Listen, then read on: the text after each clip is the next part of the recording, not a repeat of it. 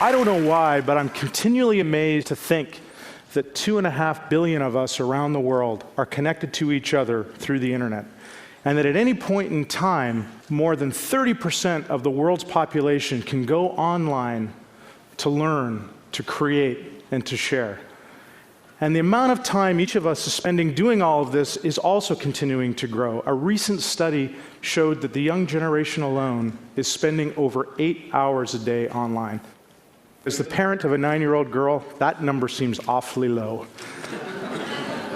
But just as the internet has opened up the world for each and every one of us, it has also opened up each and every one of us to the world.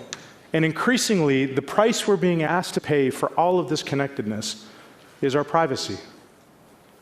Today, what many of us would love to believe is that the internet is a private place. It's not.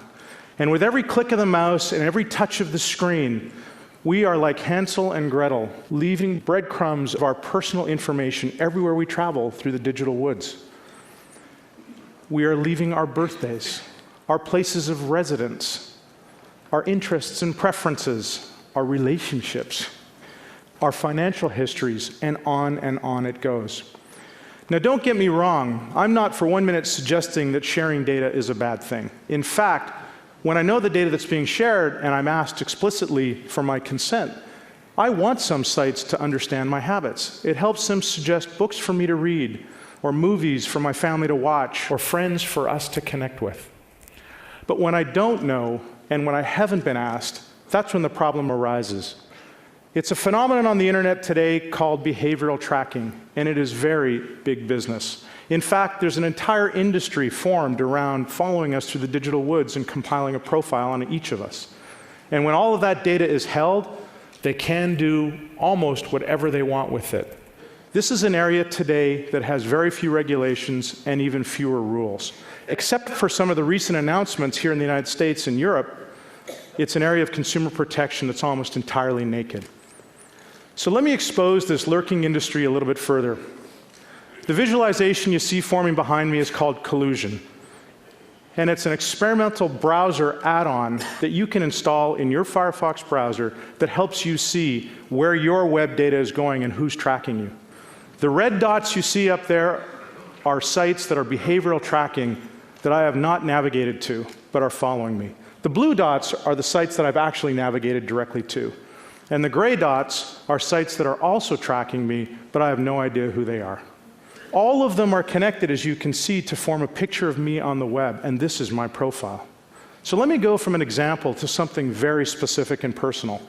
I installed Collusion in my own laptop 2 weeks ago, and I let it follow me around for what was a pretty typical day.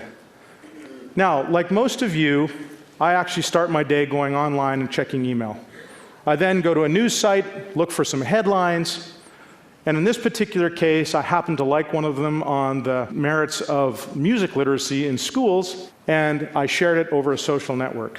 Our daughter then joined us at the breakfast table, and I asked her, is there an emphasis on music literacy in your school? And she, of course, naturally, as a 9-year-old, looked at me and said quizzically, what's literacy?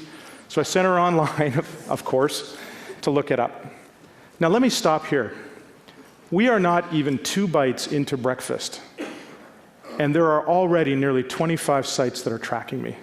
I have navigated to a total of 4. So let me fast forward through the rest of my day. I go to work, I check email, I log on to a few more social sites, I blog, I check more news reports, I share some of those news reports, I go look at some videos. Pretty typical day, in this case actually fairly pedantic, and at the end of the day, as my day winds down, look at my profile. The red dots have exploded. The gray dots have grown exponentially. All in all, there's over 150 sites that are now tracking my personal information, most all of them without my consent.